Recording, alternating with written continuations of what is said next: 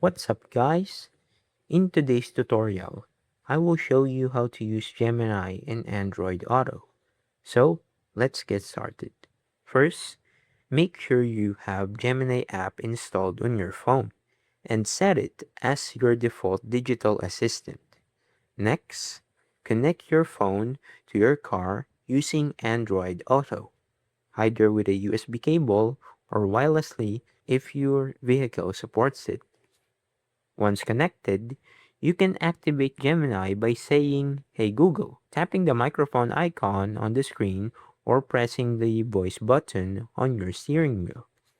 After that, simply speak naturally. You can ask Gemini to navigate a location, send a message, play music, or answer questions while you keep your hands on the wheel. And that's it. That's how you can use Gemini in Android Auto. If you found this tutorial helpful, don't forget to leave a like and subscribe, and I'll see you guys in the next one. Peace!